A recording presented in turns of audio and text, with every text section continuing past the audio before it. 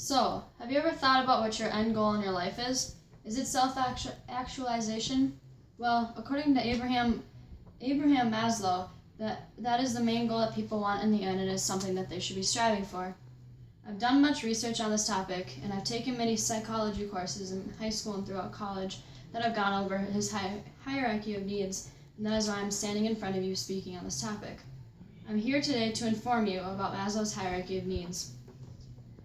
I will first be telling you about the history of Maslow and the different steps in his hierarchy, and then I will go into somewhat detail of the bottom half of his hierarchy of needs, and I'll finish it up by informing you about the top portion of the hierarchy of needs. To start off my speech, I will be telling you about who Maslow is and what his hierarchy of needs consists of. George of Personality Theory stated in 1998 that Abraham Maslow was born in 1908 in Brooklyn, New York. He was the first to study law of his family, and he attended University of Wisconsin. While in college, that is where he learned about psychology and began to love and have a passion for it. Years down the road, he became the department chair of psychology from 1951 to 1969.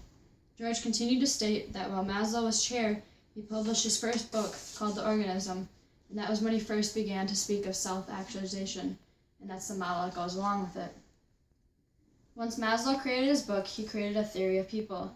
That theory consisted of it starting with physiological needs, then moving to safety, then to belongingness, then to esteem, and ending with self-actualization.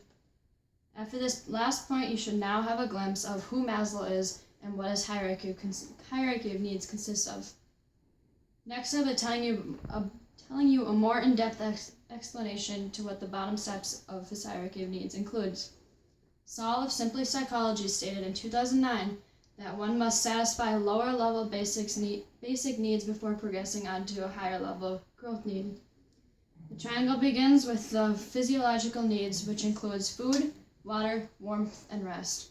With that being said, Kendra of About Education stated in 2015 that Maslow believed that his needs are the most basic and instinctive needs in their hierarchy because all needs become secondary until the physiological needs are complete. Then it goes on to safety needs, then on to the basic of safety, and that includes the basics of safety, which includes security, and then it follows to belongingness and love needs, which includes intimate relationships and friends. The first two steps are involved with the basic needs, and then the next two steps up from there are physiological needs. Now that I've informed you of all the steps of Maslow's hierarchy of needs, I hope you have a better understanding of it as a whole. My final point that I'll be explaining is the top half of hierarchy of needs. The next step above love is esteem potential. That includes a human being feeling prestige and feeling like they have accomplishment.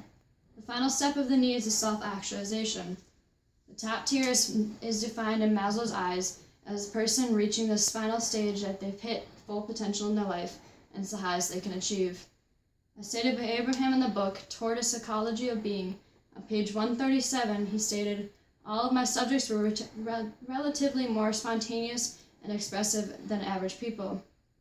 With that statement, he was explaining that once a person hits self-actualization, they are more creative than a normal person that hasn't reached the stage yet. I've now explained the top portion of the hierarchy of needs and gave you a better understanding of what it all includes.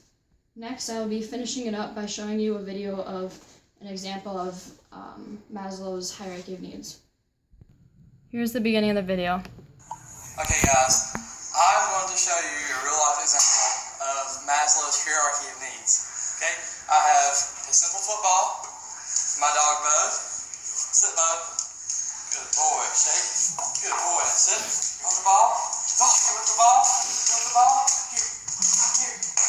Oh, yeah, you want the ball? You want it? Okay, alright. Now I have a doggy biscuit that I had hidden. Now we'll see which one Bo chooses, the doggy biscuit or the football.